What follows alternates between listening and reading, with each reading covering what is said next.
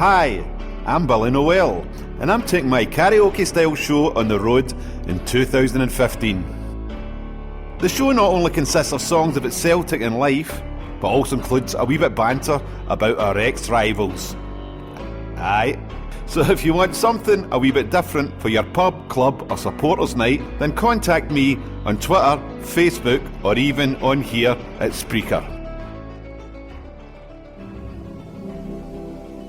Hello, I'm Billy Noel.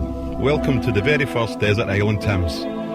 My castaway this week is a man who was instrumental in bringing Fergus McCann, the Bunnet, to Celtic. He is also the editor of the very popular fanzine, The Alternative View. Matt McGlone, how are you, sir?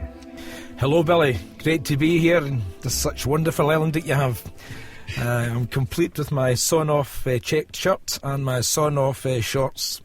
Exactly where I should be on your lovely island. I'm glad you stuck to the dress code. Anyway, tell me about growing up in Glasgow, Matt. What was it like? Growing up in Glasgow was, for me, we originally lived in the Lint House, and then they were sort of bulldozing around the place, and we moved up to Pollock, to Beltrees Crescent, and stayed there most of my formative years. I suppose Pollock was just like any other housing scheme in Glasgow, like Drumchapel, Easterhouse, Castlemilk, these kind of places, council houses everywhere. And people would just get by on what you had, and you didn't expect too much because the guy next door and your friend down the street had more or less the same as you, next to nothing. But you were happy. Can't remember ever thinking that I was unhappy. I didn't have this, I didn't have that, because there was no electronic games at the time. There was obviously no internet.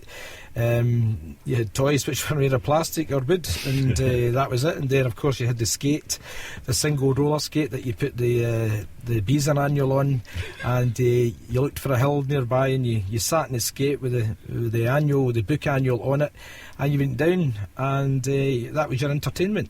Nowadays there's scooters and all sorts of things for kids, which is exactly. Great. But in those days you get by with what you had, so you were happy. I've read your book, Emotionally Celtic.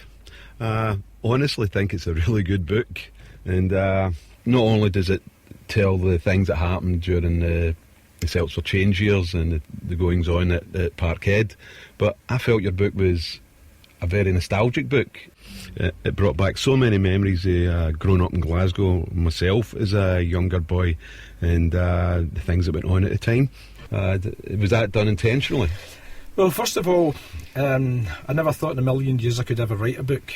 I had no skills whatsoever in that department. But I had come through quite a traumatic situation with Celtic, with the formation of Celts for Change and the outcome of Celts for Change, which brought about a real difference to Celtic, and culminating in March 1994. So I think the energy there and the drive to do the book was to tell the stories of what happened and how we got involved. And it wasn't until I had really written the last paragraph in the book that I ever had any confidence when I was actually writing the book as to whether the book would be a success or whether it would even be a book at all. So it was a mixture, I suppose, of luck and just putting together your Celtic emotion and writing things down. And I think that with anything in life, if you speak from the heart, then things come through. And when you're talking about Celtic, there is no substitute. You're talking about how you feel about it. And I think anybody, not only me, and tens of thousands of people, given the opportunity to speak about something that really matters to them and they love, then I think that emotion can come through, and I think it did come through in the book, thankfully. And a lot of the tales in the book are tales that you and I and lots of other people have experienced, so maybe people could relate to some of those things. What's your earliest memories of going to see Celtic, Matt?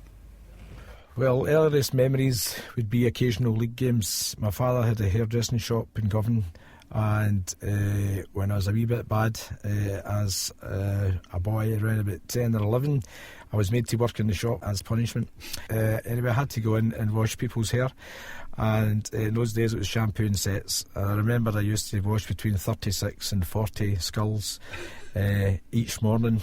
And if it wasn't raining, my dad would take me to the game. So I'm a wee bit mentally fixated with the weather, even today in my older years, because I always went outside the shop and looked up to the sky to see if it was going to be raining. Then I knew I was going to paradise. That's true. That's actually true. So I can remember. Well, I can speak a bit later on. Various other nights. And I can't actually remember. Probably thinking back 7 or 8. I can't actually remember specific games. Mm-hmm.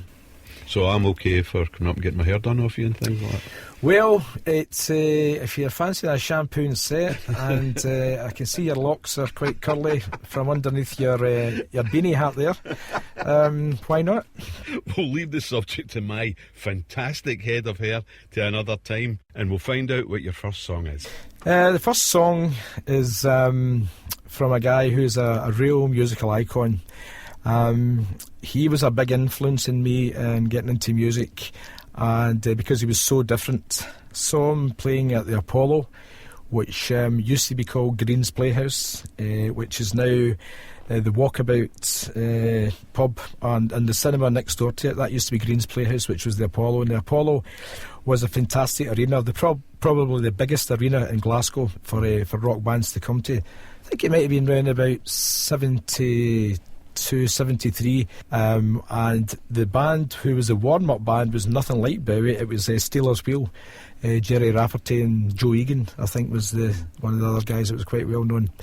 And when I saw Bowie, I'd obviously heard these records. I thought, this guy's different. This is absolutely brilliant. So this song is one of my favourites.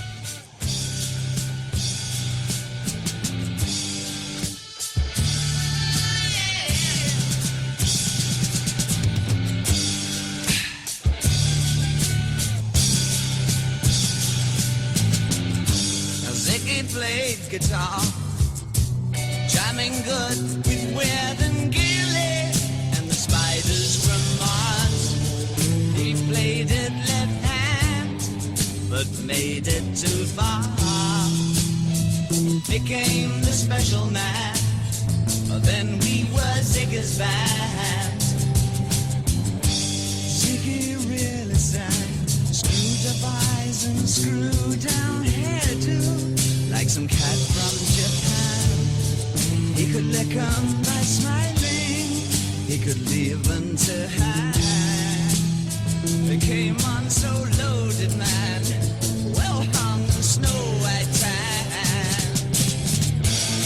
So where were the spiders while the fly tried to break our bones? Well, just the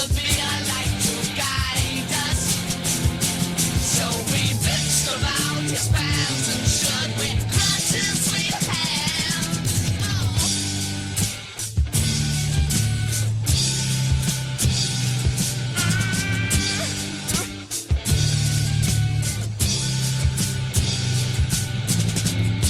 Ziggy played for time, jiving us that we were voodoo.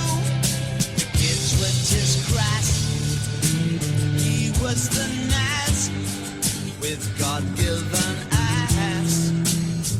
He took it all too far, but boy, could he play guitar. Making love with his ego, Ziggy sucked up into his mind. Oh, like a clever messiah. When the kids had killed a man,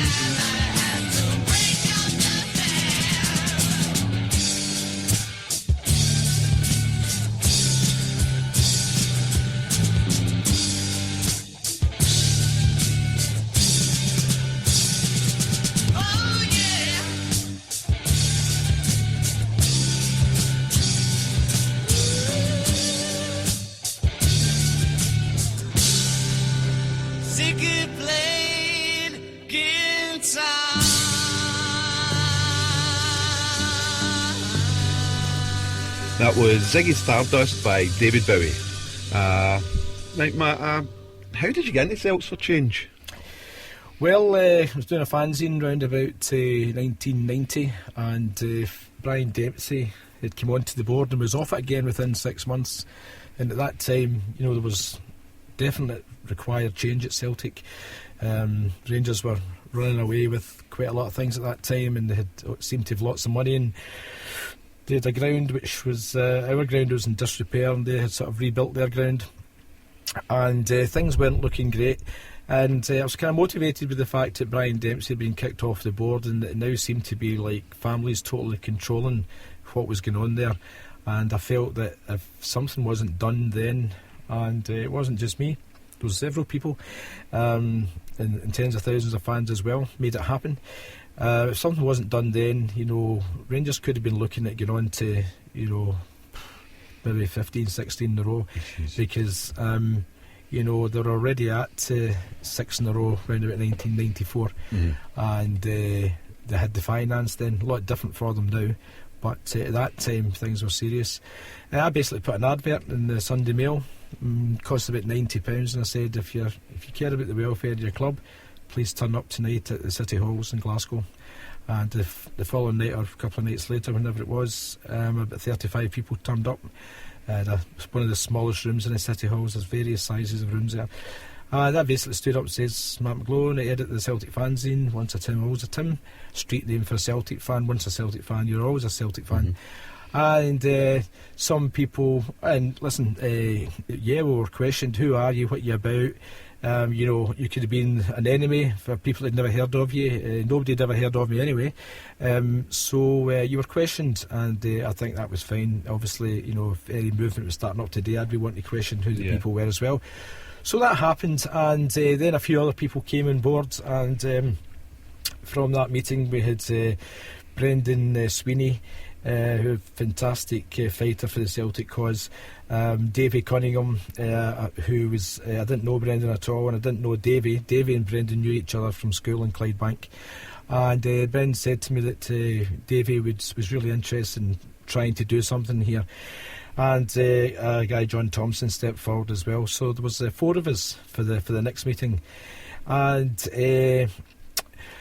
when I turned up for the next meeting, again put the same advert in. There was fans queuing up candle rigs in Glasgow and round the corner onto Argyll Street, and I actually thought for a minute that there was another Celtic night on, and that we had clashed, and there was another Celtic night on in the same hall. As it turned out, these 350 people had come to the next Celts for Change meeting. No internet in those days, everything was done by leaflets, and I really felt a real jolt going right through me. I felt a real live something is going on here, and what a feeling, I think, from 35 to 350. And I got up and spoke, and I think Davy and Brendan got up and spoke, and people began to get a grip of what Celts for Change were about, and I think they could see that it was just raw honesty, raw emotion. We weren't public speakers, we didn't know how to arrange things. We did know how to speak with passion about something we cared about and loved, and we knew how to print leaflets and make banners, and it was all raw material from that, and from that grew the street movement, which was Celts for Change. Fantastic. I take it not every Celtic fan agreed, so how did you find the reaction to some of them? As the thing went on, started around about October 1993. As it went on, we get no support at all from the Celtic Supporters Association. Their committee weren't interested in us, and they were quite against us, in fact, which made the job a lot harder. The committee at that time were very friendly with the board, and they were never out of Parkhead. The affiliation of Celtic Supporters Clubs was the other main group, and they weren't interested in helping us either. We eventually had meetings with both groups, and they basically told us, they weren't interested in us. The key thing, though, although that was a disappointment, I did say to the rest of the lads, and they flagged it up as well, is that half a dozen people on a committee don't speak for the entire Celtic support. And what happened was, through various other rallies and demonstrations, we had a rally in Airdrie Town Hall, we had a rally in Govan Town Hall, we took it out everywhere, and momentum was gathering. So therefore, people within the Celtic Supporters Association and within the affiliation of registered Celtic Supporters Clubs questioned their committees to say, why are you not backing these guys? So it was a groundswell of Celtic fans. who made it happen, and we eventually had meetings with them. But at no point during any of that campaign were they interested in helping us, which was a big disappointment. But I always thought, well, a committee doesn't speak for tens of thousands, just like we don't speak for anybody. We just put out an idea there and hopefully people will take it on. We're not spokesmen for anybody, we're not spokesmen